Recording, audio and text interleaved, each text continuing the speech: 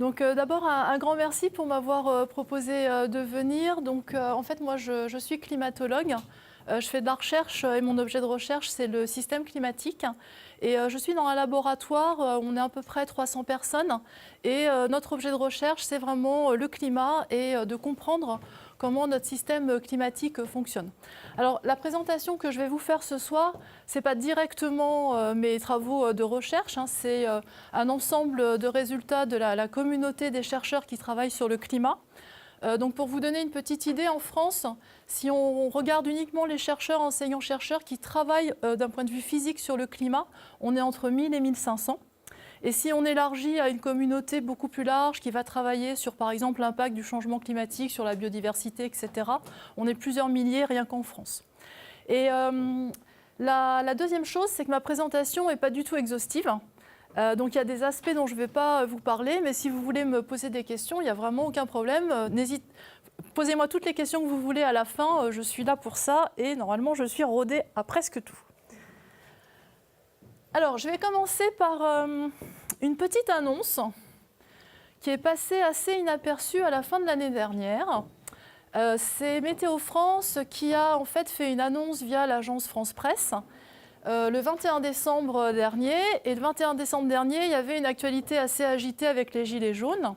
Et les médias n'ont absolument pas relayé cette information, qui était que 2018 allait être l'année la plus chaude sur le territoire métropolitain, jamais enregistré depuis qu'on a des observations. Alors pour votre information, on a des observations gérées par Météo France depuis la fin du 19e siècle. La station la plus vieille en France, c'est la station du Parc Montsouris à Paris. Elle a été en fait mise en place en 1869. Elle a mesuré pendant quelques mois, puis après il y a eu la guerre de 1870, donc plus d'observations.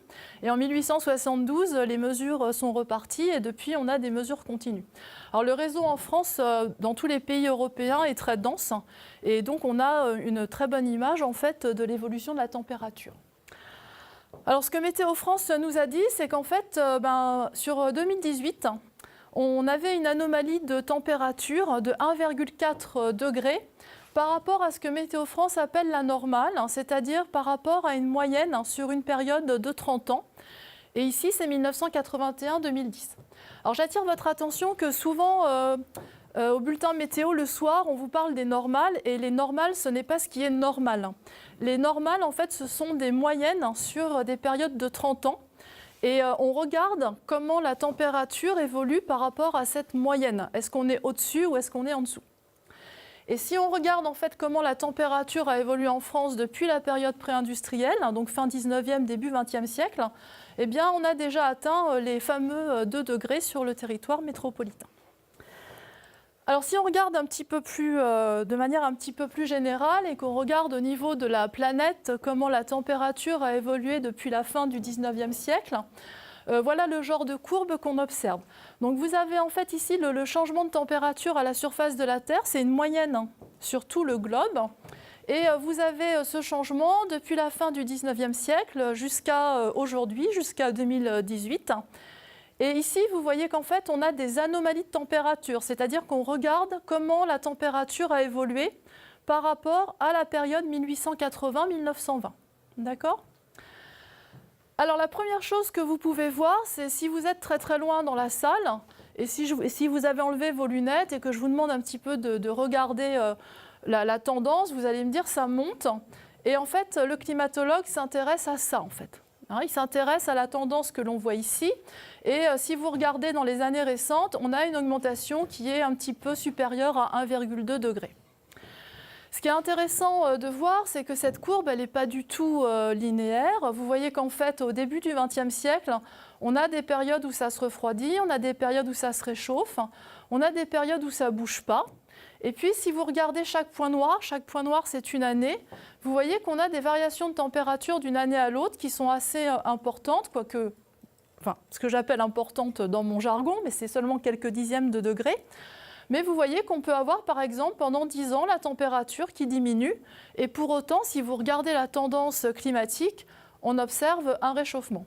Ce qui est assez intéressant, c'est que si vous regardez à partir des années 70, on change quand même de rythme. on ne voit en fait quasiment qu'un réchauffement année après année et on arrive à des anomalies de température assez importantes.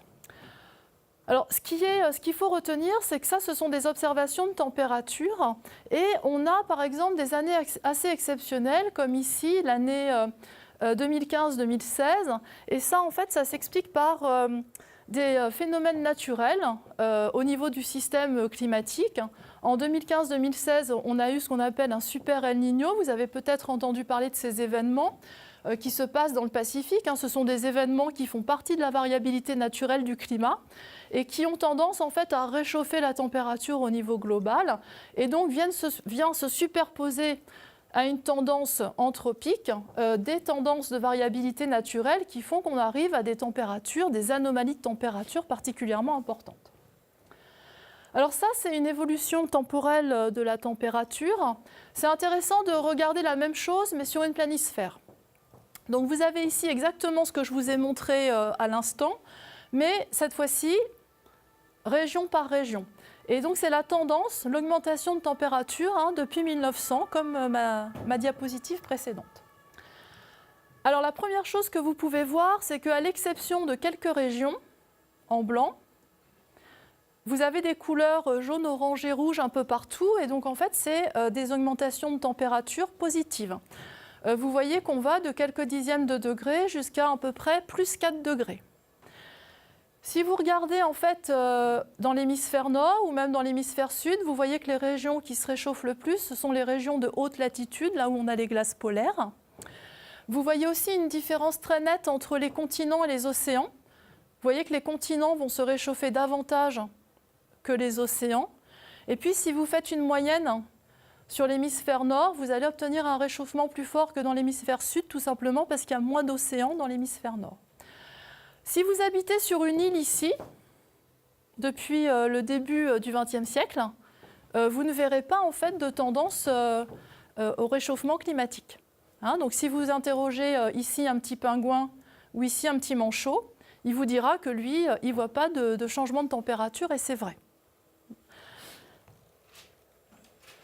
Alors si on regarde un petit peu plus loin dans le passé, on fait appel à ce qu'on appelle des archives du climat, qui nous permettent en fait de reconstruire des variables climatiques comme la température.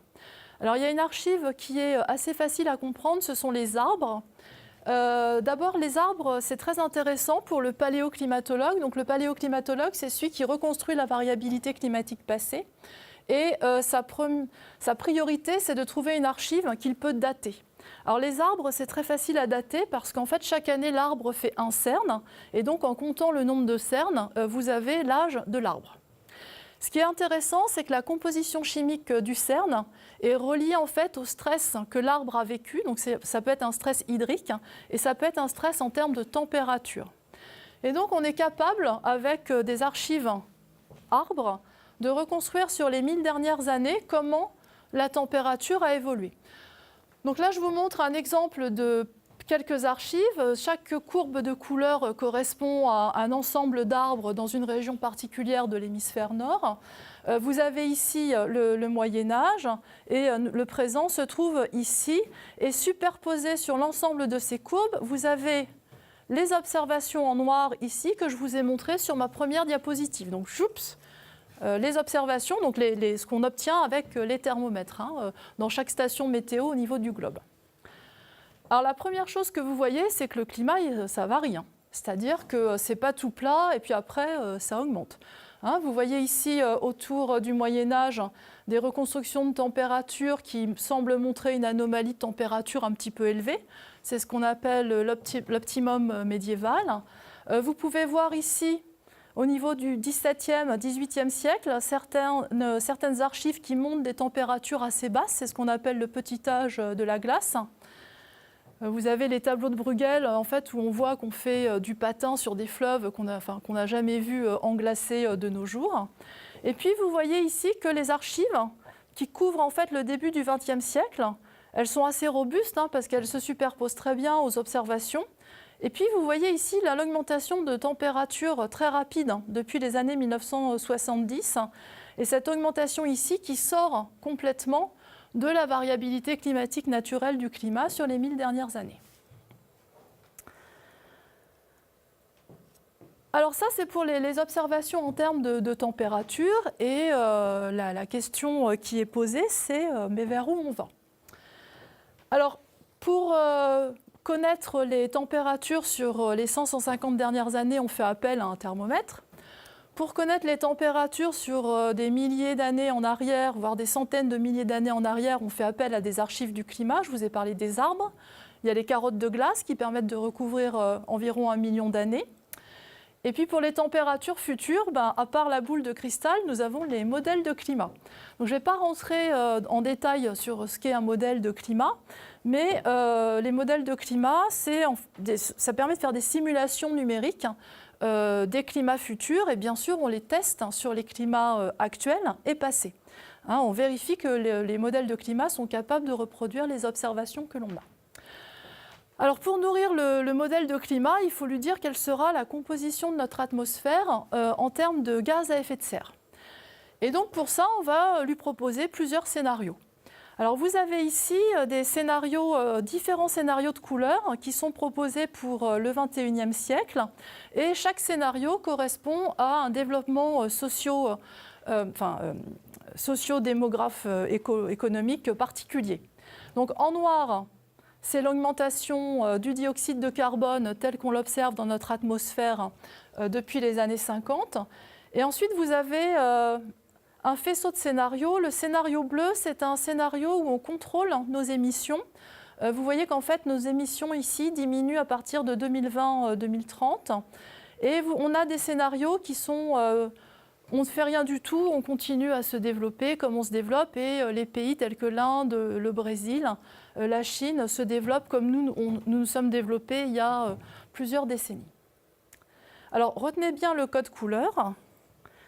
Voilà ce que l'on obtient. Alors, vous avez ici, sur la période des observations, une simulation numérique. C'est ce que le modèle est capable de sortir. Il reproduit en fait... Là, l'échelle est très, très forte, mais il reproduit la variation qu'on observe au niveau du globe de l'ordre de un peu plus de 1 degré. Et puis, vous avez ici le XXIe siècle pour les différents scénarios. Alors, ce qui est intéressant, c'est que j'avais ici un scénario en bleu avec une diminution des gaz à effet de serre. La projection de changement de température associée, elle est là.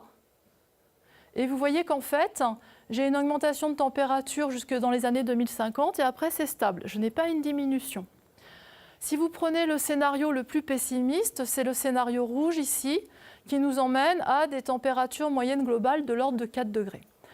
Alors je fais un petit aparté ici parce que très souvent on me dit mais oui, plus 1 degré, 2 degrés, 4 degrés, c'est pas terrible parce que ce matin je me suis levée, moi j'ai regardé mon thermomètre, il faisait 8 degrés, à midi il en faisait 15. Donc on a pris 7 degrés en quelques heures et la Terre ne s'est pas arrêtée de tourner. Alors ça, c'est tout à fait vrai. Et en fait, la confusion que vous faites lorsque vous raisonnez comme ça, c'est que vous comparez une variation de température journalière avec une variation de température d'une année à l'autre. La variation de température d'une année à l'autre, c'est la plus faible variation que l'on connaisse. Et quand on compare un groupe d'années à la fin du XXe siècle avec un groupe d'années à la fin du XXIe siècle, on devrait avoir seulement quelques dixièmes de degrés de différence. Or là, quand on parle de jusqu'à 4 degrés, on est dans des ordres de grandeur qui sont beaucoup, beaucoup plus forts. D'accord ? Alors je reviens sur le XXIe siècle. On a certains modèles qui continuent à tourner sur les siècles futurs. Et vous voyez que pour mon scénario bleu, je diminue très légèrement, mais pas tant que ça.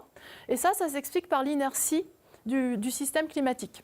C'est-à-dire que le système climatique, vous le bousculez, il va mettre un temps à changer, à se modifier.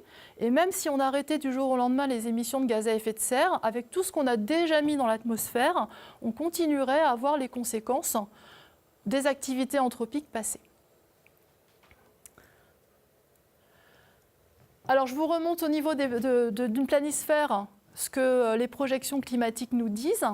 Donc vous avez ici mon petit scénario bleu qui est le plus optimiste. Vous avez ici pour mon scénario rouge qui est le plus pessimiste. Et je compare ici les températures à la fin du XXIe siècle par rapport aux températures à la fin du XXe. Donc en gros, si je prends cette carte ou cette carte, vous voyez on voit un réchauffement partout. On voit ce qu'on a déjà observé sur le XXe siècle, un réchauffement beaucoup plus fort sur les continents que sur les océans, un réchauffement beaucoup plus fort sur les hautes latitudes de l'hémisphère nord qu'au niveau des tropiques. Et par contre, si vous regardez le code couleur, vous voyez ici qu'on n'est plus à mes plus 4 degrés en moyenne globale. Vous voyez que sur ces latitudes, on atteint des températures supérieures à 10-11 degrés. Donc 10-11 degrés, c'est des conséquences de débâcle massive de la calotte du Groenland. Alors, on parle beaucoup des températures, on parle moins de l'eau et des précipitations. Et ça, c'est vraiment quelque chose dont j'ai envie de vous parler, parce que je pense par exemple que nous, sur le territoire métropolitain, notre plus grand souci va être d'être confrontés ou de s'adapter au changement du cycle de l'eau.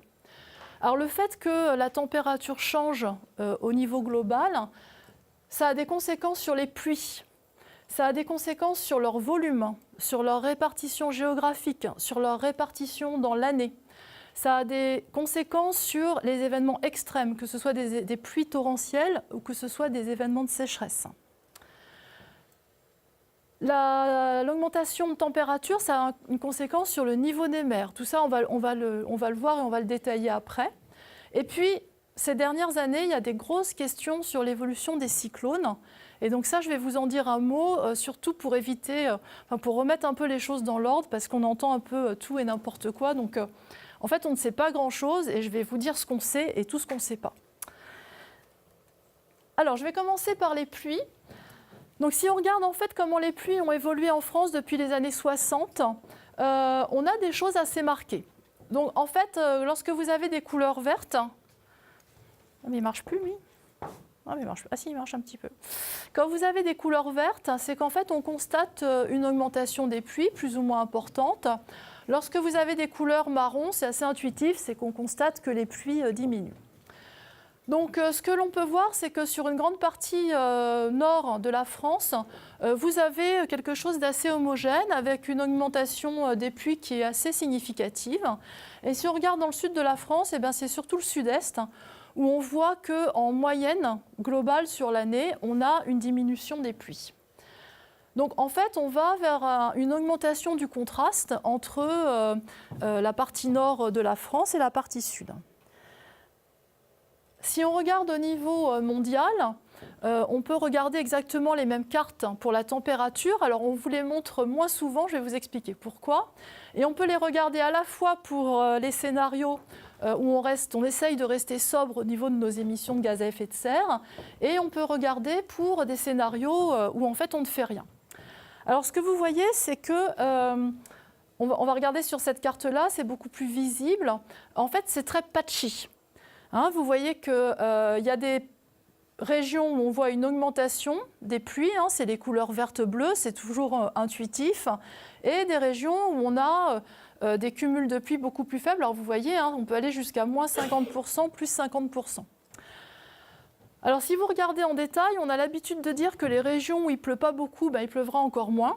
Donc c'est par exemple des régions au niveau de l'ouest du Sahel, c'est des régions par exemple sur l'Amazonie, toute la région de l'océan Indien, de l'Australie.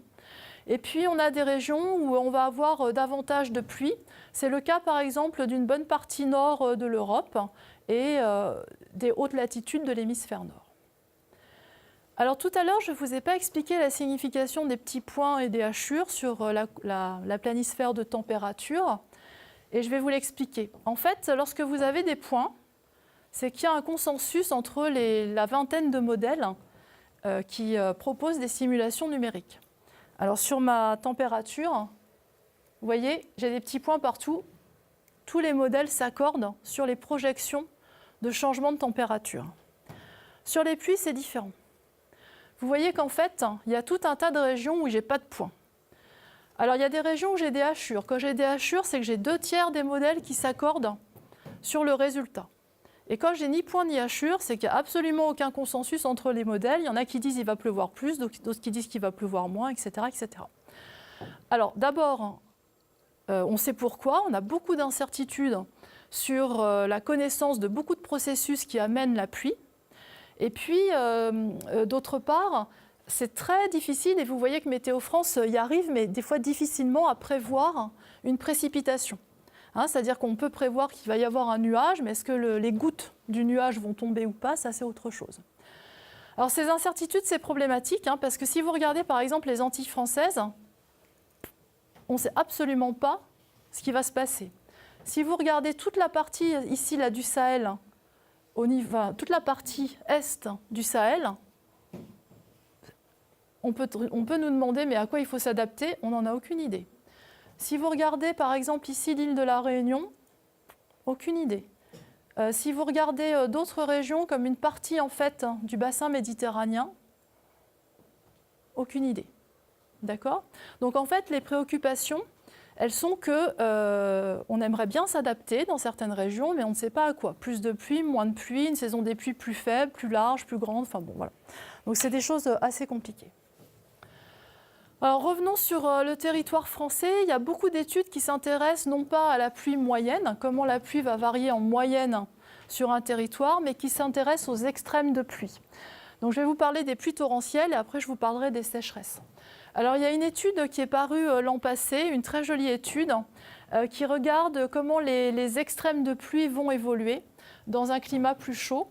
Et sur le pourtour méditerranéen, vous reconnaissez ici l'Italie, la Corse, le sud de la France et puis ici les côtes de l'Afrique du Nord. Alors ce que vous voyez, c'est qu'en fait, on n'aura pas forcément plus d'événements extrêmes, mais ils seront beaucoup plus pluvieux. Et ça s'explique parce que lorsque vous avez une atmosphère plus chaude, vous pouvez mettre davantage d'eau dans l'atmosphère et quand cette eau va retomber, vous en avez davantage à faire retomber. C'est différent sur toute la côte ici, et ça c'est lié en fait à la mer Méditerranée qui crée une sorte de répartition des pluies très très différente entre le nord et le sud. Et donc en fait on voit que les quelques événements de pluie torrentielle qu'on connaît sur la côte africaine, eux, ils délivreront moins de pluie. Alors ce genre de résultat, autant vous dire que les assurances en sont très très friandes. Et ça se comprend. C'est-à-dire que les assurances, les réassureurs, ils veulent comprendre un petit peu qu'est-ce qui va se passer pour tout ce qu'ils assurent dans le sud de la France. Alors les sécheresses maintenant. Je vous montre ici en fait un graphe qui donne en pourcentage la surface du territoire français qui est impactée par les sécheresses depuis les années 60 jusqu'à 2014. Je n'ai pas trouvé en fait une mise à jour jusqu'à aujourd'hui. Donc vous avez ici les barres bleues, ça vous donne par exemple en 1959, on a eu 15% du territoire français qui a été touché par la sécheresse. En 1976, on a avoisiné les 30%. D'accord ? Alors ce que l'on observe sur les années récentes, c'est que si vous regardez année par année, vous avez des années où il n'y a aucun impact, mais on commence à avoir des valeurs qu'on ne voyait pas avant et qui sont même supérieures à l'état de la situation dans les années 76. Alors ça, c'est très préoccupant, en particulier pour les feux de forêt. Et donc, on a des collègues à Météo France qui regardent comment les territoires vont être vulnérables ou pas au feu, avec des indices qui prennent en compte la sécheresse, la température, le vent, le stress hydrique de la végétation, etc.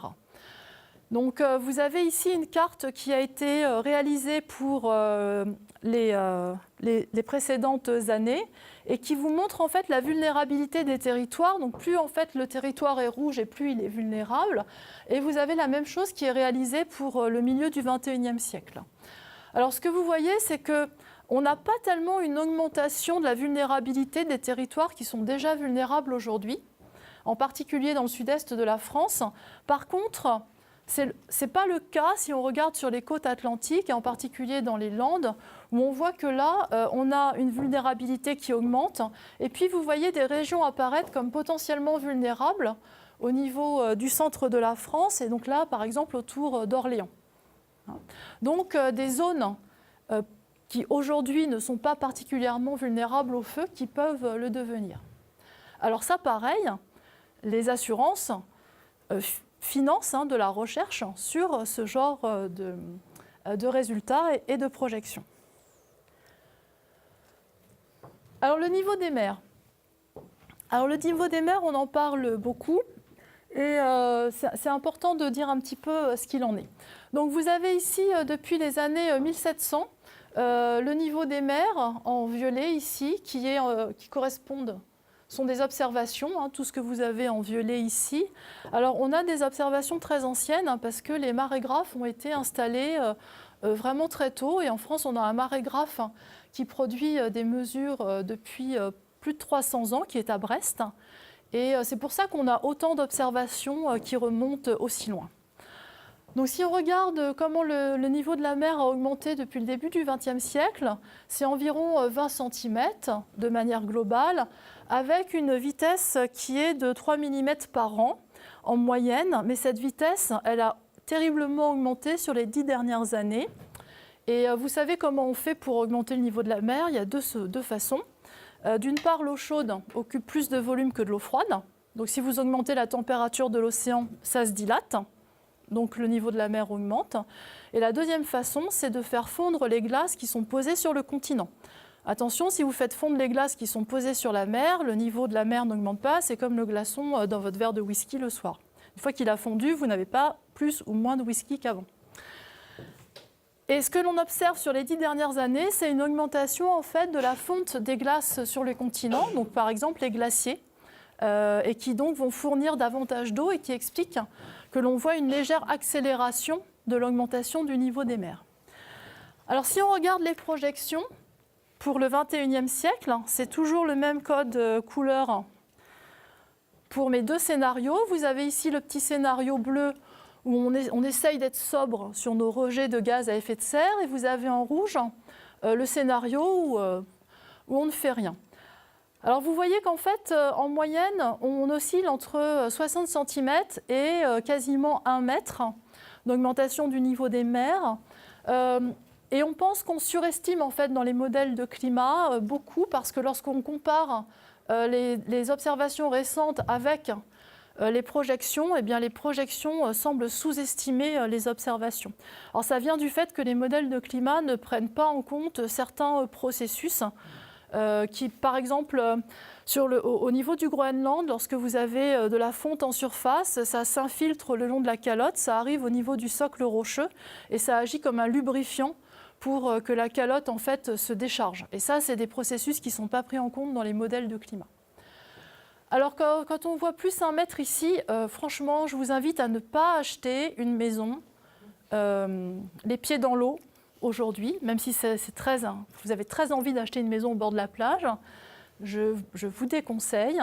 1 mètre, c'est vraiment un changement de paysage très très important, rien que sur le territoire français. Alors je ne vous parle pas des îles et des problèmes sur les populations insulaires. Mais 1 mètre, c'est des conséquences particulièrement importantes. Alors, il y a des études qui montrent qu'au-delà d'un certain seuil de réchauffement, on a des questions très très fortes sur la déglaciation de la calotte du Groenland, qui est posée pour la plupart de la calotte sur du continent. Et il y a des études assez pessimistes sur ce qu'on serait capable de faire avec des réchauffements de l'ordre de 10 degrés à la fin du siècle sur ces latitudes. C'est la carte que je vous ai montrée au départ. Alors les cyclones. Alors, je vais vous en dire un mot parce que c'est un objet que j'étudie. C'est un objet que j'aime bien parce que je l'étudie, je l'aime bien et inversement, mais je veux vous en parler parce que j'entends vraiment un peu tout et n'importe quoi dans les médias, et c'est important de vous dire qu'on sait des choses et puis qu'il y a beaucoup de choses qu'on ne sait pas. Alors pourquoi on ne sait pas beaucoup de choses sur les cyclones? Il y a plusieurs raisons. D'abord, on observe correctement les cyclones que depuis les années 70, depuis qu'on a des images satellites. Avant les satellites, on avait une idée des cyclones, de l'existence des cyclones qui allaient toucher des terres qui étaient peuplées, Mais si on avait un cyclone qui naissait, qui vivait et qui mourait au beau milieu de l'océan Indien, on n'en avait pas idée. Donc le nombre de cyclones par an ou sur une décennie, avant les années 70, c'est des choses qui sont méconnues. La deuxième raison, c'est que les cyclones, ce sont des événements rares. Donc la statistique que l'on a, elle est très faible, en particulier si on veut regarder les différences de cyclones de type 1, 2, 3, 4 et 5. Donc on connaît très peu de choses sur les cyclones et il y a énormément de questions sur comment ces phénomènes absolument monstrueux vont évoluer dans un climat plus chaud. Alors, il y a une première question qui se pose, c'est que vous savez que les cyclones, ils sont classés suivant leur intensité. Et en fait, lorsqu'on donne l'intensité d'un cyclone, c'est l'intensité du vent maximal. Et donc, vous avez, voilà, si votre cyclone, il a des vents maximales entre 119 et 153 km/h, c'est catégorie 1, puis après catégorie 2, etc. etc. Et lorsque vous êtes à plus de 251 km/h, c'est catégorie 5. D'accord ? Il y a une question qu'on se pose, c'est est-ce qu'on ne devrait pas aussi tenir compte du volume des pluies ? Pourquoi ? Parce qu'on s'est aperçu très récemment qu'on a des cyclones peu intenses qui déversent énormément de pluie et qui posent d'énormes problèmes. Alors c'est le cas par exemple l'année dernière au mois d'avril à La Réunion. Donc la saison des cyclones à La Réunion, c'est généralement entre décembre et février-mars. On a eu un petit cyclone qui s'appelle Fakir, enfin petit parce que je trouve sympathique, mais enfin bon, ça c'est autre chose. On a un petit cyclone qui s'appelle Fakir, absolument pas intense, catégorie 1 ou 2 je crois, mais qui a déversé des volumes d'eau absolument exceptionnels, en très peu de temps. Donc en fait, on a des grosses questions sur finalement, est-ce qu'on ne devrait pas commencer à réfléchir à une nouvelle échelle pour parler d'un cyclone et des conséquences possibles sur les territoires. Alors je vous montre cette petite carte parce que je la trouve sympathique. Vous avez en fait, depuis entre 1950 et 2005, toutes les trajectoires de cyclones qui ont été répertoriées par bassin océanique. Alors la première chose, c'est que suivant le bassin océanique dans lequel vous êtes, le cyclone n'a pas le même nom. Si vous êtes par exemple dans l'océan Indien, ou ici, là, à l'est de l'Australie, on va appeler ça un cyclone. Si vous êtes au niveau de l'Atlantique, on va appeler ça un ouragan. Si vous êtes ici, là, pas loin du Japon, on va appeler ça un typhon. Mais en fait, tout ça, c'est la même chose. Donc c'est vraiment une question de vocabulaire. Alors ce que vous voyez, c'est que les cyclones, en fait, leur trajectoire, elle est comme ça. Et ici, elle est plutôt comme ça. Et vous voyez qu'ils se trouvent dans la bande tropicale et vous n'en avez aucun au niveau de l'équateur. Je vais y revenir après. Et quelque chose d'assez intéressant, si vous regardez l'Atlantique Nord, donc nous sommes juste ici, hein, là vous avez l'Amérique du Nord, vous voyez qu'on a des cyclones qui terminent leur fin de vie à des latitudes assez hautes et on en fait les frais. Alors je ne sais pas si vous vous rappelez, par exemple, l'année dernière, au mois d'octobre, au niveau du Portugal, on a eu la tempête Leslie. La tempête Leslie, en fait, c'est ce qu'on appelle une queue de cyclone. C'est-à-dire c'est un cyclone tropical qui vient finir sa vie sur en fait, les rivages, en quelque sorte, de l'Europe. Et vous avez ici sa petite trajectoire à Leslie. Alors, il s'est baladé sur l'Atlantique et puis, hop, il est monté vers l'Espagne et le Portugal. Alors, il y a beaucoup d'études, en fait, dont l'objet d'étude, c'est de savoir si on va avoir davantage de queues de cyclones. Parce que je vais vous le dire après, on voit que la zone de vie des cyclones s'étend un petit peu vers les pôles. Alors, je vais y revenir. Alors, pour former un cyclone, ce n'est pas simple en fait. Il faut plusieurs conditions et les cyclones se développent que si ces conditions sont respectées. C'est pour ça que c'est des événements qui restent rares, malgré la carte que je vous ai montrée. Il faut d'abord que vous ayez une mer assez chaude. Il faut que la surface de la mer soit supérieure à 26 degrés et quelques.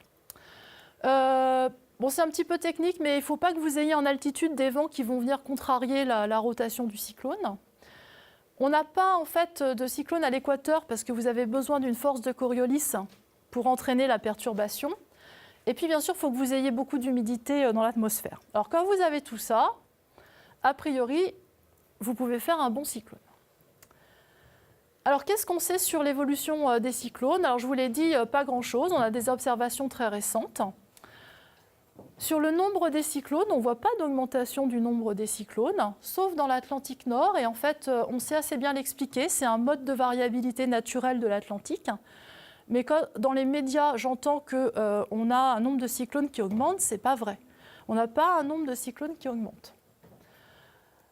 Ce qu'on observe par contre, c'est que la zone de vie des cyclones, elle tend à s'élargir parce que, comme on est dans un cadre de réchauffement climatique, la surface de la mer qui est supérieure à 26,5 degrés, il y en a davantage aujourd'hui.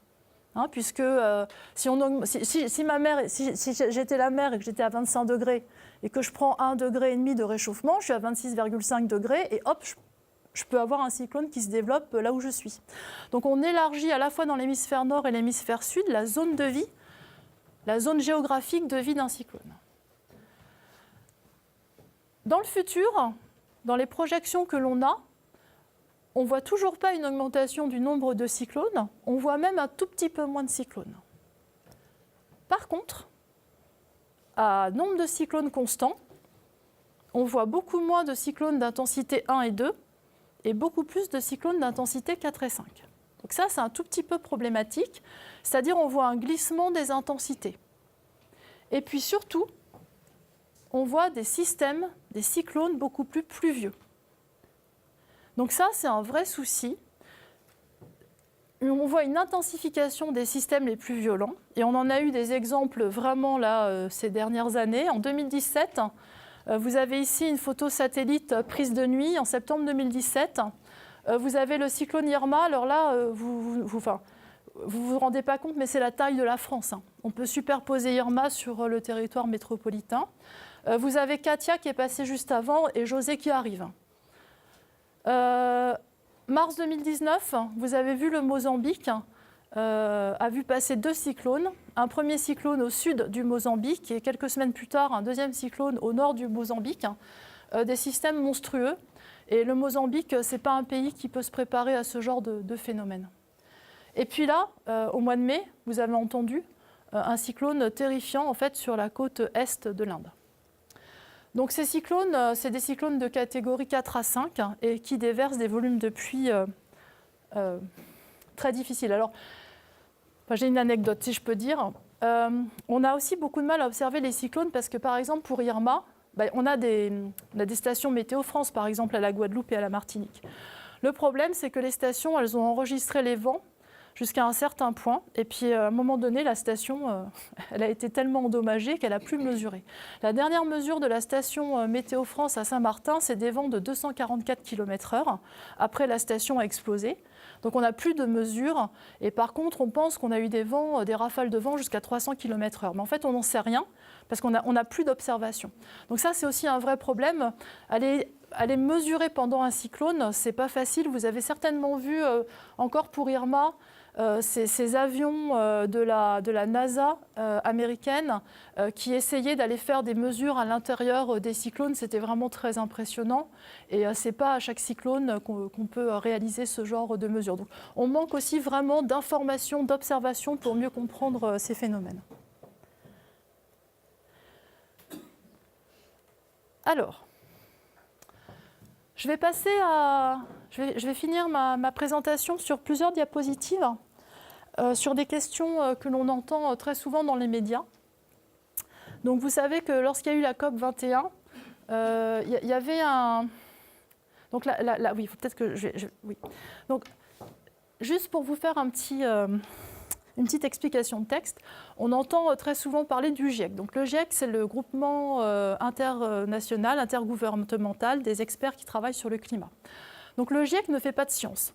Le GIEC, c'est quelques centaines de scientifiques qui ont pour travail, pendant 4 à 5 ans, de synthétiser l'ensemble des travaux qui se réalisent sur la variabilité climatique. Donc c'est des scientifiques qui vont faire une synthèse des travaux de l'ensemble des scientifiques au niveau mondial travaillant sur le climat.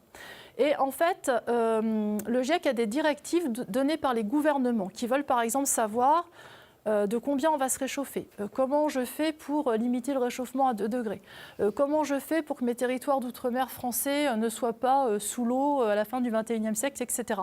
Et donc le GIEC va transmettre ces questions à la communauté scientifique qui va en fait s'emparer de ces questions et qui va y répondre en faisant ce qu'il faut, des observations, des simulations numériques, etc. etc.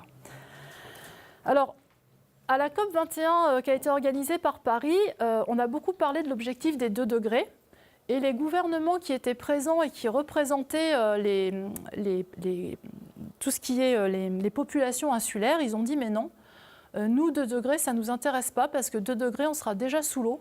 On veut que vous travailliez sur des scénarios pour ne pas dépasser 1,5 degré. Donc bon, déjà en France métropolitaine c'est trop tard. Hein, passons. Et donc, il y a toute une partie de la communauté scientifique qui s'est remis à travailler, non plus sur comment on fait pour ne pas dépasser, enfin, quels sont les scénarios, par exemple, d'émissions de gaz à effet de serre pour ne pas dépasser 2 degrés, ils se sont remis à travailler sur cette même question, mais pour ne pas dépasser 1,5 degré. Alors, pour ne pas dépasser 2 ou 1,5 degré, en fait, ce n'est pas compliqué comme travail scientifique. Hein. Vous regardez comment la température varie en fonction des émissions de dioxyde de carbone. Alors vous regardez sur les observations et vous regardez sur les projections climatiques, c'est toujours le même code couleur. Quand c'est bleu, c'est des émissions qui sont faibles et quand c'est rouge-jaune, c'est des émissions qui sont fortes. Vous voyez, quelles que soient les projections climatiques ou les observations, on a une relation linéaire en fait entre l'anomalie de température que l'on observe ou que l'on simule et les émissions de dioxyde de carbone dans l'atmosphère. Alors si vous ne voulez pas dépasser 2 degrés, vous vous dites je ne veux pas dépasser 2 degrés, allons voir ce qu'il faut que je mette. Ah, j'ai le droit jusqu'à 3000 gigatonnes de CO2. Bon, 3000 gigatonnes, qu'est-ce que j'ai déjà mis dans mon atmosphère? J'ai déjà mis 2200 gigatonnes de CO2. Bref, comme je ne peux pas dépasser 3000, je peux encore en mettre 800. D'accord? Ça, c'est un bon exercice pour les collégiens. Je sais qu'aujourd'hui, je mets 42 gigatonnes de CO2 par an. Bon, alors, au rythme de 42 gigatonnes de CO2 par an, les 800 gigatonnes, je les ai atteints en 20 ans. Hein, donc, c'est-à-dire que d'ici 2030, je serai à 2 degrés et un petit peu avant à 1,5 degré.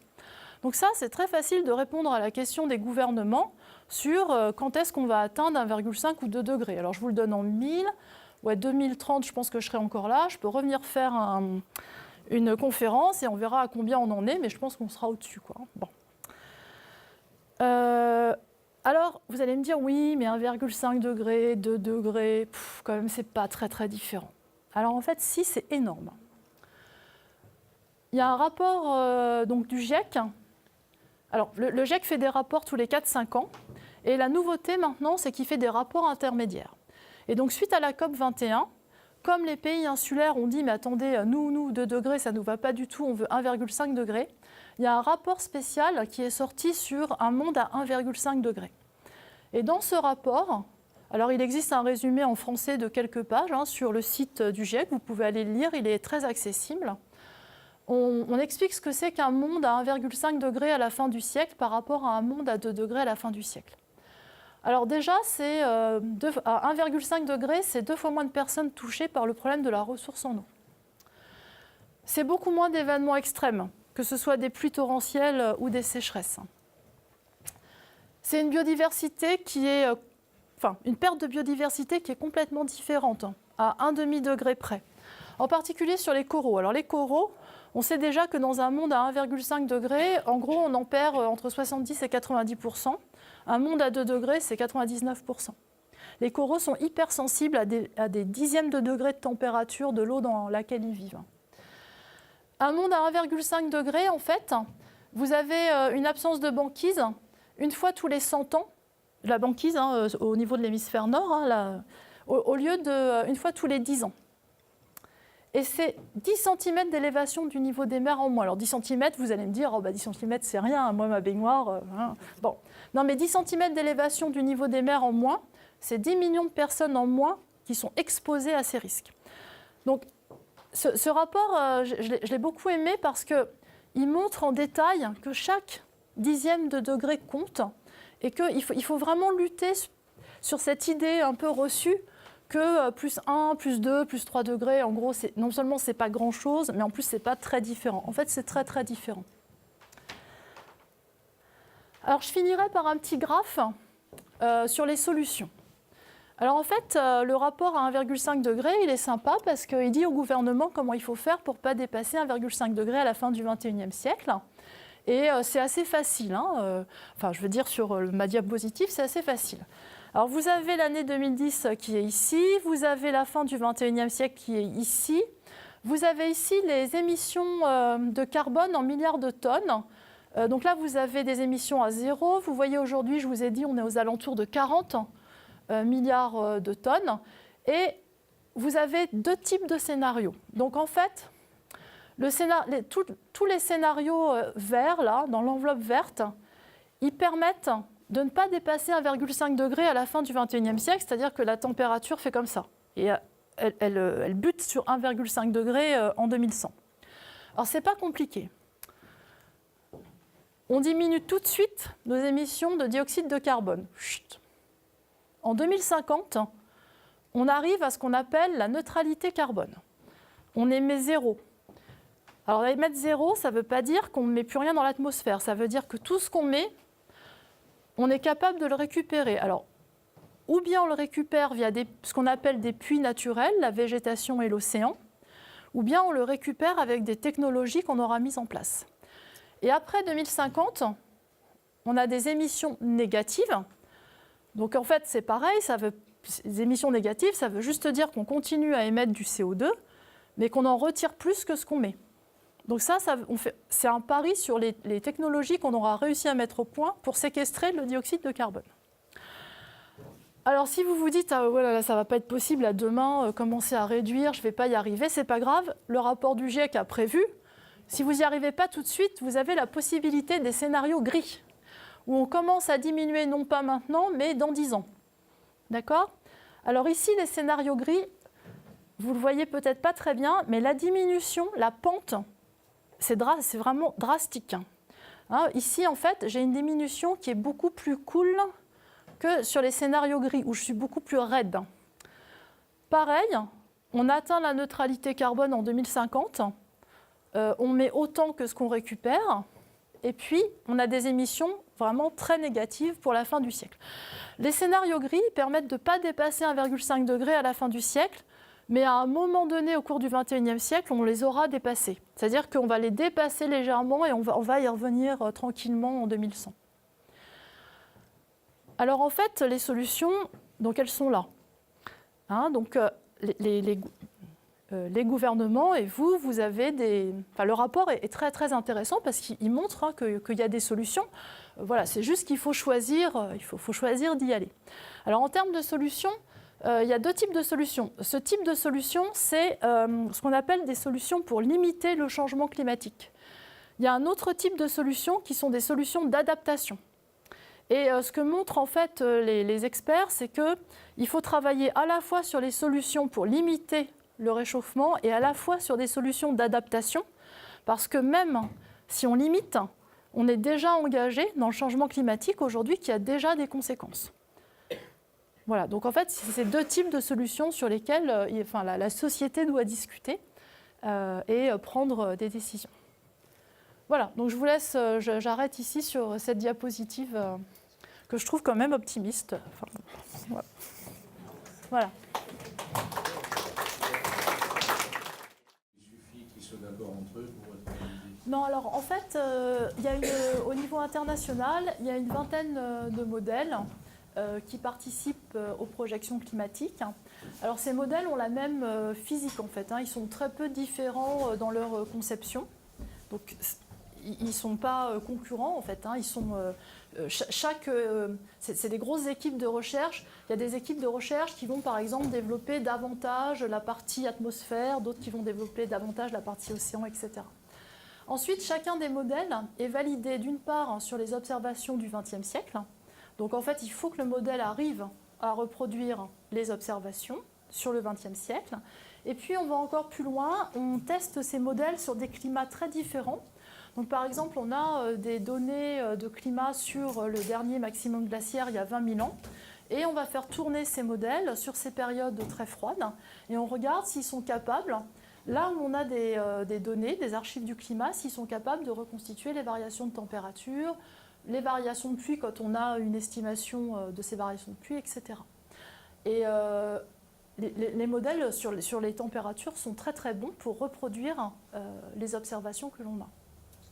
Le permafrost, c'est pas une... Alors le permafrost, donc les modèles de climat, ce sont ce qu'on appelle des modèles couplés. Donc couplés, on a tous les réservoirs du système climatique qui sont représentés. Donc l'atmosphère, l'océan, la végétation, le sol.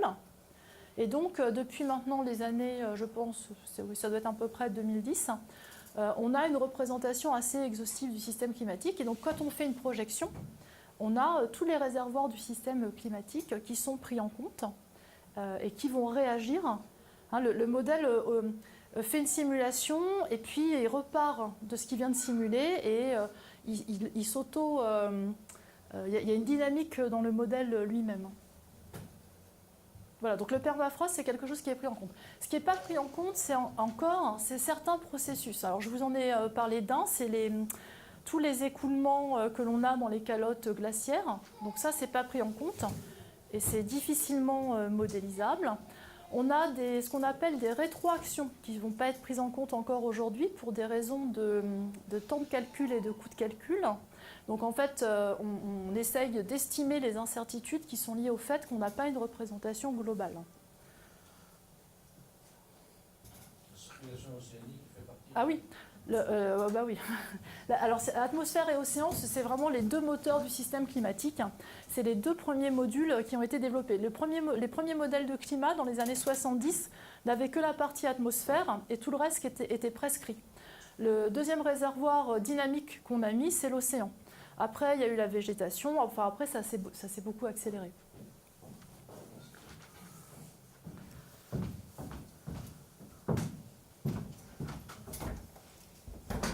Parlez-nous un petit peu, s'il vous plaît, des freins. Quand on regarde votre dernière diapo, comme vous dites, ça a l'air simple par rapport à... Ça a l'air simple sur la diapo. C'est ce que j'ai dit. C'est ce que vous avez dit exactement.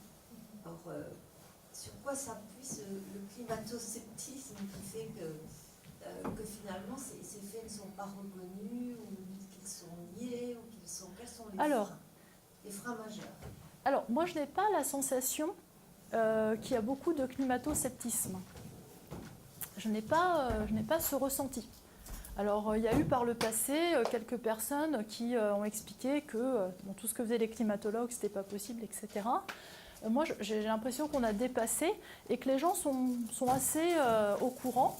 Mais c'est un petit peu comme le tabac. Vous savez que fumer, c'est pas bon, mais pourtant, vous fumez quand même. Et là, en fait, tout le monde voit bien ce qu'il faudrait faire, mais par contre, pour le faire, c'est pas facile. Donc les freins, je pense que les freins, c'est nous. C'est la société elle-même. Alors attention, moi, je suis climatologue, et ce que je dis souvent, c'est que informer, ça n'est pas prescrire. Mon métier n'est pas de prescrire ou de décider de quelle solution il faut suivre. Mon métier, c'est d'informer, de diffuser les résultats scientifiques le plus à jour possible et de vous relater des solutions. Après, ça, c'est des choix de société. Je pense que les freins, ils sont que quand on met une petite taxe carbone sur l'essence, il y a tout le pays qui est à feu. Et c'est très compréhensible. Donc en fait, c'est des choses qui sont vraiment difficiles et pas faciles. Et les freins, en fait, ils sont, vous les connaissez aussi bien que moi. Voilà, c'est pas évident.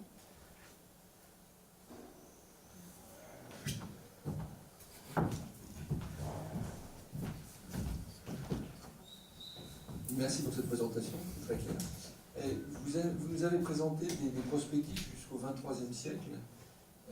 Sans aller jusque-là, j'aurais aimé que vous reveniez pour nous expliquer quelles étaient les hypothèses qui étaient prises en compte pour l'évolution, notamment par rapport aux besoins énergétiques et aux nouvelles centrales à charbon qui vont continuer à se développer. Alors, en fait, les scénarios d'émissions que j'ai présentés ici, ça, ce sont des scénarios qui sont normalement basés sur des considérations économiques et démographiques.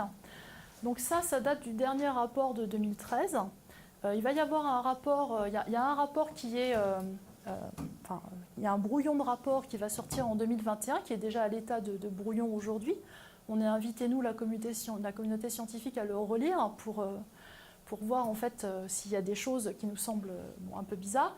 Et les nouveaux scénarios seront un tout petit peu différents. Par exemple, le scénario bleu n'existe plus parce que le scénario bleu, c'était un scénario qui respectait le protocole de Kyoto.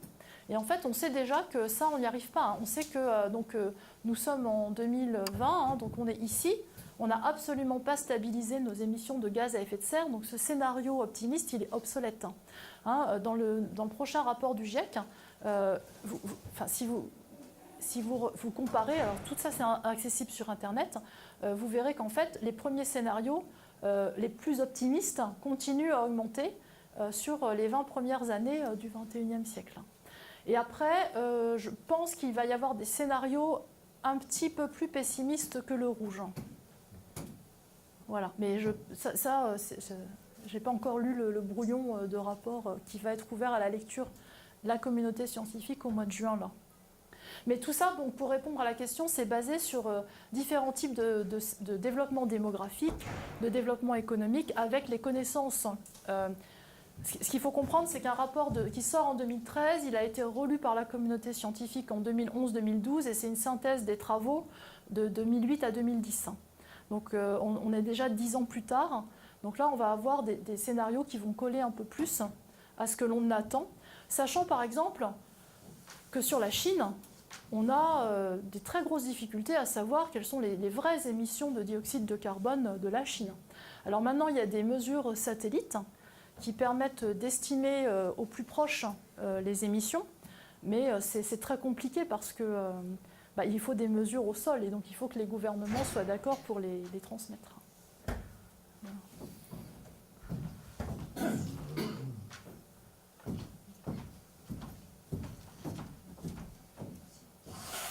Bonsoir.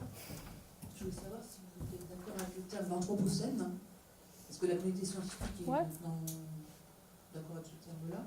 Ouais. Et puis, Oui, il me semble que oui. Enfin, oui. Je pense que c'est pas évident, mais bon. Ouais, je crois qu'il n'y a même pas à être d'accord ou pas d'accord. Ouais. L'anthropocène, ça veut juste dire qu'on est dans une ère où l'homme a un impact sur son environnement. Ça, je pense que oui. Donc, il n'y a pas à être d'accord ou pas d'accord. Et puis, il y a de plus en plus de gaz qui font au Groenland, et ça va, je crois que ça peut avoir une influence sur le Gulf Stream. Et si on a une température tempérée en Europe, c'est grâce au Gulf Stream. Donc s'il freine, s'il devient plus paresseux ou s'il se bloque, et ben on aura aussi froid qu'au Canada, je crois. Oui, alors en fait, c'est pas. Enfin, oui. Alors, donc, la part qui est vraie, c'est que effectivement, quand la glace du Groenland, c'est de l'eau douce. Donc, quand elle fond, on déverse de l'eau douce dans la mer, qui est de l'eau salée, et donc on vient modifier la densité de l'eau de mer. Et en modifiant la densité de l'eau de mer, on vient modifier les courants océaniques, et on vient ralentir légèrement la circulation océanique. Et c'est ce pourquoi vous avez ici toute une région où on voit à peine de réchauffement et où dans les projections climatiques, elle reste. On revoit une petite anomalie. Donc c'est vrai, mais le film qui s'appelait Le jour de demain, là où chez vous, en 3 jours, le Gulf Stream s'arrête, là, comment s'appelait ce film là? Vous dites? Non, c'était non. C'était un film catastrophique là sur le. Je me rappelle plus. Bon, bref. En fait, le Gulf Stream va pas s'arrêter en 10 ans. Hein. Il peut légèrement ralentir. Donc, en ralentissant, ce qui se passe, c'est qu'il va ralentir les échanges de chaleur entre le continent américain, nord-américain, et l'Europe. Mais en fait, il n'y a pas que le Gulf Stream qui rentre en compte. Le ralentissement du Gulf Stream, même s'il a un impact de quelques dixièmes de degrés sur le climat européen, le changement climatique va venir contrebalancer ce genre de modification. Donc en fait, c'est beaucoup plus complexe. Et il y a beaucoup de médias parce que c'est un peu sensationnel de dire qu'on va avoir aussi froid qu'au Canada, mais ça ne va pas arriver en fait. Hein. Malheureusement, j'allais dire. Enfin, malheureusement, vous comprenez, c'est pas. Alors après, le climat, c'est quelque chose de vraiment complexe en fait. C'est jamais linéaire. Il y a des effets de seuil. C'est-à-dire que des fois, on voit un comportement qu'on a l'air de comprendre, puis d'un coup d'un seul, paf, hein. Ça ne se passe plus du tout comme on pensait que ça passait. Donc en fait, c'est très complexe. Et ce qui est complexe, c'est l'interaction des différents réservoirs, c'est l'interaction entre les océans, l'atmosphère, les continents, la végétation, c'est les échanges de flux, de dioxyde de carbone, d'eau, de matière, etc. Voilà. Donc le Gulf Stream, c'est pas... Voilà. Bonsoir. Bonsoir. Est-ce que vous pouvez dire quelques mots sur la capacité des modèles à prédire l'évolution de la biodiversité, la diminution, l'acidité des océans, etc. Alors en fait, les modèles que je vous montre, c'est des modèles physiques. Il n'y a absolument pas de vivant dedans. Hein, on n'a pas de... Les modèles de biodiversité, ce n'est pas du tout ma compétence. Donc je risquerais de vous induire davantage en erreur. La seule chose que je sais, c'est que mes collègues qui travaillent sur ces aspects de biodiversité montrent de manière très claire que ce qu'on appelle les espaces de vie des espèces sont très fins. C'est-à-dire qu'un espace de vie, c'est une espèce, elle peut vivre dans une certaine gamme de température, elle peut vivre dans une certaine gamme d'humidité, etc. Mais les délimitations sont très abruptes, c'est-à-dire qu'un demi-degré en plus et vous avez une espèce qui disparaît. Vous avez aussi des espèces qui vont pouvoir s'adapter et d'autres pas. Par exemple, on sait que tout ce qui est herbacé peut s'adapter parce qu'en fait, les pollens permettent en fait de se redéplacer et de refaire des herbes un peu plus loin, etc. J'avais vu un graphe qui était très intéressant qui montrait par exemple que les arbres, ça s'adapte très mal parce que le chêne, c'est un peu difficile de se déraciner pour se déplacer, pour aller mieux, et le gland, malheureusement, il tombe en dessous du chêne. Donc c'était vraiment très intéressant. Et pareil sur la faune, on voit par exemple que ce qui s'adapte le plus, c'est la faune qui vole. Donc c'est les moustiques, les papillons, etc. Parce que quand ça ne leur plaît pas, ils prennent leurs ailes, ils vont ailleurs. Les rongeurs aussi s'adaptent très bien et les insectes s'adaptent, mais en fait, ils n'arrivent pas à aller assez vite parce qu'ils ne courent pas très vite. Et, enfin, je vous la fais simple. Hein. Et ce qu'on voit, c'est qu'il y a d'autres animaux, des grands animaux par exemple, qui sont incapables de s'adapter parce que ce n'est pas dans leur culture, mais ce n'est pas dans leur nature de se déplacer beaucoup. Et donc c'est très intéressant de voir par exemple que le moustique, c'est quelque chose qui s'adapte à des changements de température ou de pluie très très facilement. Voilà. Donc c'est ce que moi j'ai compris de ce que mes collègues spécialistes de la biodiversité nous expliquent.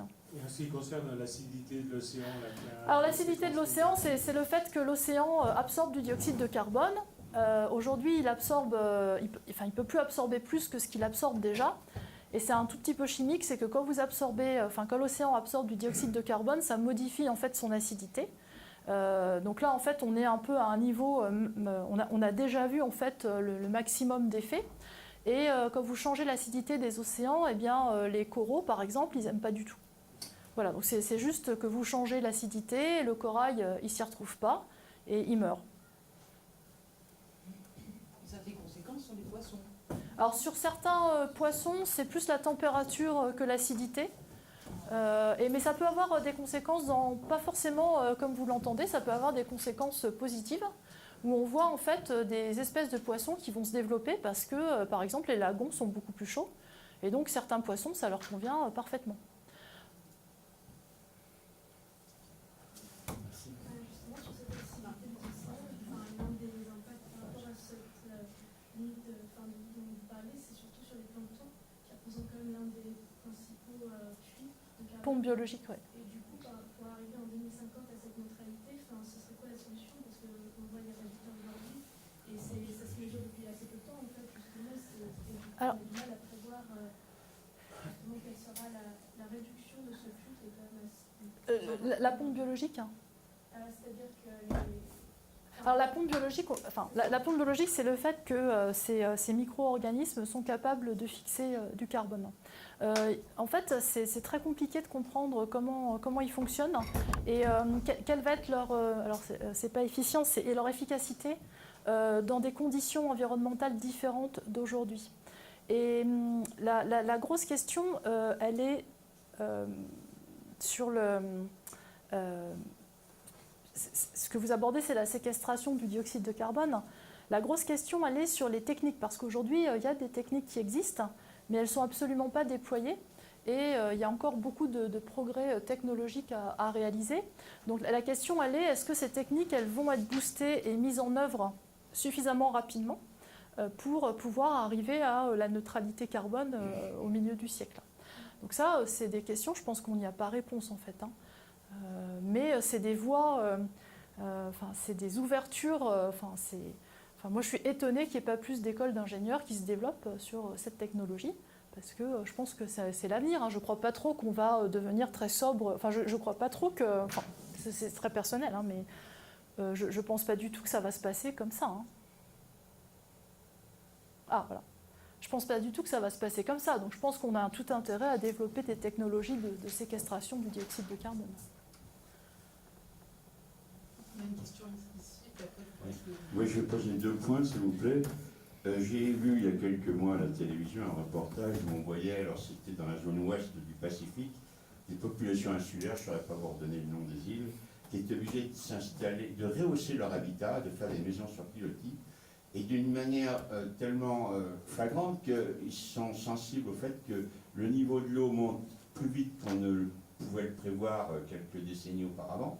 Et donc ils sont maintenant perchés sur des hauteurs à 3-4 mètres au-dessus du sol. Avant ils habitaient sur le sol de l'île. Et le deuxième point que je voudrais soulever avec vous, alors ça aussi je l'ai vu à la télévision, parce que moi je ne suis pas un spécialiste de ces questions, c'est les tornades phénoménales qui traversent, on va dire, une bande centrale des États-Unis en partant du Texas, en remontant par le Canada, je simplifie les choses. Et ces tornades, il paraît que maintenant il y en a environ 1000 par an. Et quand on voit certaines images, c'est tout à fait, j'allais dire, affolant. Alors, le premier point, vous avez une question ou c'est juste une constatation Non, mais savoir si ce phénomène de la hausse du niveau des océans est quelque chose qui, à terme, ne va pas obliger même à déplacer carrément des centaines de milliers de populations. Je sais bien qu'ils ne sont pas des millions sur ces îles, mais enfin, il y a des populations... Ah non, mais pas les îles. Hein. Sur le Bangladesh, par exemple, c'est un pays qui a des altitudes des fois négatives. Même en France, hein, je vous arrête, la tempête Xynthia, les maisons qui étaient derrière la digue, elles étaient à des altitudes négatives. C'est une ineptie totale. On n'habite pas sous le niveau de la mer. Parce qu'il y a une ineptie, ce n'est pas les gens qui ont acheté, c'est qu'il y a des gens qui leur ont vendu. Et tout le monde n'est pas censé penser que c'est une ineptie d'être sous le niveau de la mer s'il y a une digue d'à côté. Mais la digue, elle a été dimensionnée avec une connaissance à un moment donné sur la force des tempêtes, les volumes de pluie, etc. Moi, franchement, je prendrais une marge d'erreur. Mais ça, c'est moi. Si des collègues que j'ai ou moi, on ne vient pas vous donner ce type d'informations, c'est pas facile de savoir que c'est une très mauvaise idée. Et donc les réfugiés climatiques, de manière conséquente à l'augmentation du niveau des mers, les pays insulaires, ça représente une toute petite partie. Hein. Il y a des grosses questions, je vous l'ai dit, sur le Bangladesh, même en France. Hein, j'ai parlé de Xynthia parce que c'était tellement incroyable, mais sur le sud de la France, en Camargue. Bon, je veux dire, vous prenez... c'est des millions de personnes qui vont être affectées par le niveau des mers, et pas forcément directement par la mer elle-même, mais par l'augmentation du niveau, par exemple, des rivières, conséquemment au niveau des mers, ou les nappes qui vont être modifiées, etc. C'est pas que physiquement le niveau de la mer la mer qui vient à vous. Et il y avait un deuxième point. Les tornades aux États-Unis. Oui, ça n'a rien à voir en fait. Les tornades aux États-Unis, c'est des effets de mouvement de masse d'air. Quand vous avez un sol très très chaud, vous avez ce qu'on appelle de la convection. C'est comme dans votre casserole quand vous faites bouillir l'eau pour les pâtes. Vous avez des phénomènes ascendants. Et en fait, ces phénomènes ascendants sont d'autant plus violents que l'atmosphère est sèche et que le sol est à une température très forte. Et vous allez créer un espèce de mouvement d'abord vertical.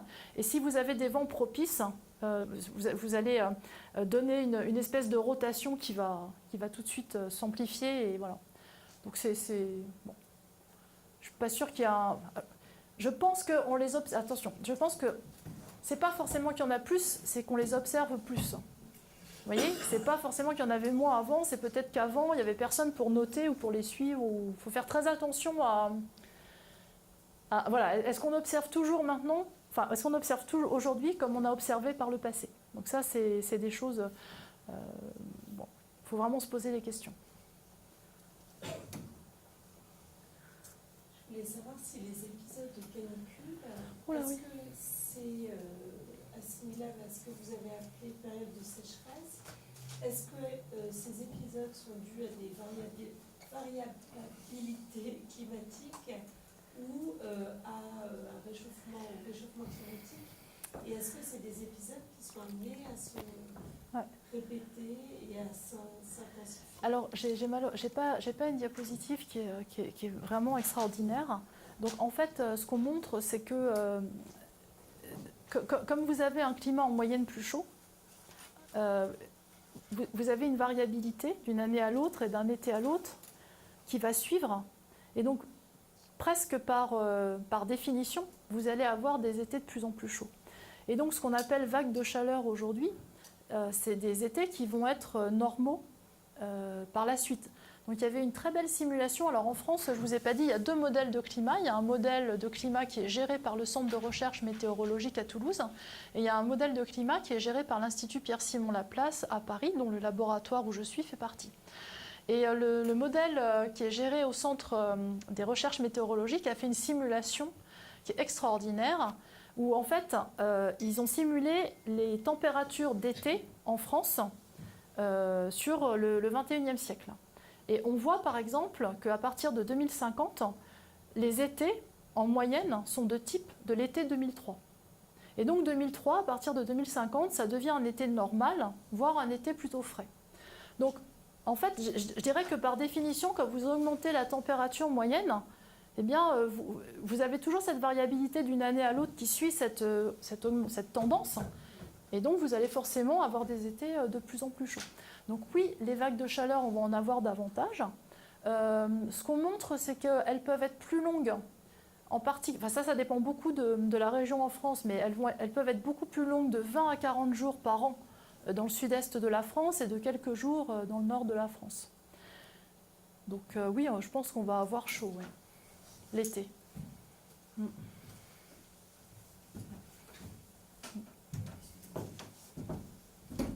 Mais je pense que ce qui est le plus inquiétant pour nous, enfin, mon raisonnement, je me dis, voilà, s'il fait chaud, on va brancher un ventilateur, on se mettra devant, puis voilà. Non mais attends, mais j'ai plus de questions sur comment on va s'adapter à des pluies torrentielles. Vous voyez, ces dernières années, on a eu, en particulier au printemps, des épisodes de pluie particulièrement violents. Est-ce que vous avez vu notre vulnérabilité vis-à-vis de ça? C'est très difficile de lutter contre l'eau qui arrive chez vous. Il n'y a rien à faire. Ce n'est pas la peine de brancher un truc pour pomper, parce que vous pompez, vous allez la remettre. Est-ce qu'on peut pas prévoir le volume d'eau, comme vous le disiez, on peut prévoir les... C'est la rapidité avec laquelle l'eau arrive chez vous. Même si je vous dis, dans 2 jours, vous allez avoir, je vous préviens, ça va être terrible, il y a de l'eau qui va arriver chez vous, qu'est-ce que vous allez faire? Bon, vous allez monter vos meubles au premier étage, si vous avez un étage. Hein. Mais qu'est-ce que vous allez faire? Justement, je voulais vous poser une question sur ce thème, puisque une année où nous habitions aux États-Unis, il y a eu le phénomène El Niño, et on a eu une année entière de pluie torrentielle. Donc, qu'est-ce que c'est que ce phénomène exactement? Le phénomène El Niño, c'est un phénomène naturel qui est lié en fait à une interaction entre l'atmosphère et l'océan dans le Pacifique, au large des côtes péruviennes.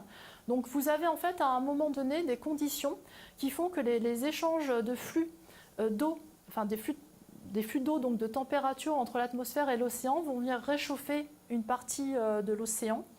Et dans la bande tropicale, quand vous avez une anomalie de température à un endroit donné, elle se répartit très vite sur toute la bande tropicale via l'atmosphère, en fait, en l'espace d'une dizaine de jours.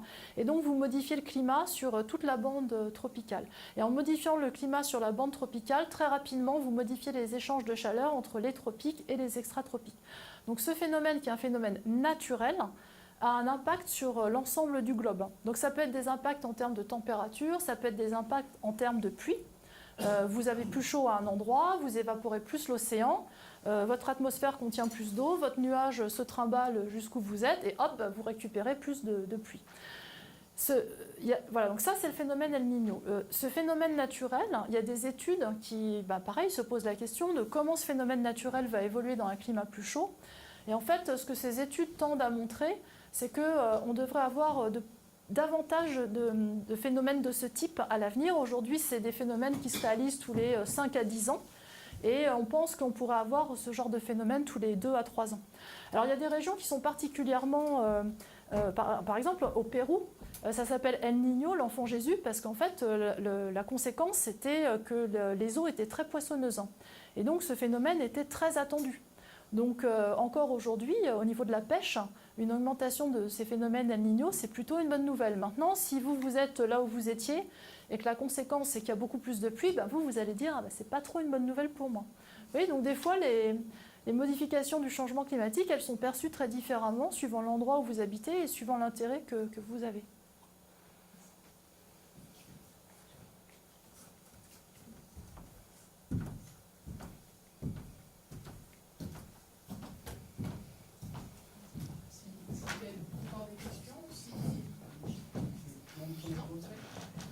Comment sont pris en compte dans le modèle les gros événements naturels? Je pense au cycle solaire, au volcan. Oui, ils sont pris en compte. On n'est pas capable de savoir s'il va y avoir un nouvel âge, un petit âge, comme on a eu au Moyen-Âge, pendant 10 ou 15 ans glacial. Est-ce que c'est prévu dans les modèles? Et j'ai appris il y a très très longtemps, dans une petite classe, on est dans une période interglaciaire, c'est ça?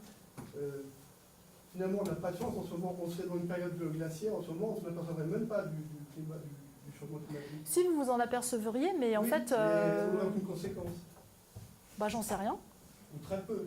Je ne sais pas quelle est la conséquence de modifier le rythme naturel du climat. Je ne sais pas si c'est une bonne chose. Bon, ça c'est une autre question. Mais pour répondre à votre première question, bien sûr, dans les modèles de climat, on va tenir compte des variations de l'énergie solaire. Donc, en fait, alors je vous explique ce graphe. Ce graphe, il prend en compte tous ce qu'on appelle les forçages. Donc, les forçages, en fait, c'est ce qui va avoir un impact sur le bilan radiatif terrestre. Alors, vous avez, je vous en ai parlé, le dioxyde de carbone, qui va avoir un effet positif, c'est-à-dire qui va accentuer le changement climatique. Il n'y a pas que le dioxyde de carbone comme gaz à effet de serre. Vous avez, par exemple, le méthane. Donc, il est pris en compte. Vous avez des oxydes nitreux, ils sont pris en compte. Vous avez certains CFC. Vous avez ici, en fait, les variations solaires. Vous voyez ici le cycle de 11 ans.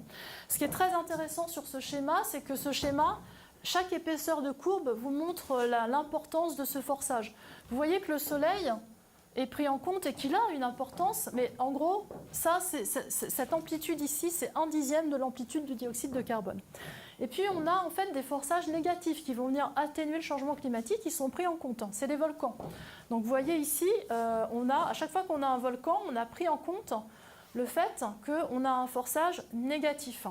Et donc, quand vous avez une éruption suffisamment violente pour mettre des cendres très haut dans l'atmosphère, en quelque sorte, vous empêchez les rayons du soleil de passer et vous avez, sur les 1 à 2 ans qui suivent, un petit refroidissement de l'ordre de 1 degré sur l'ensemble du globe.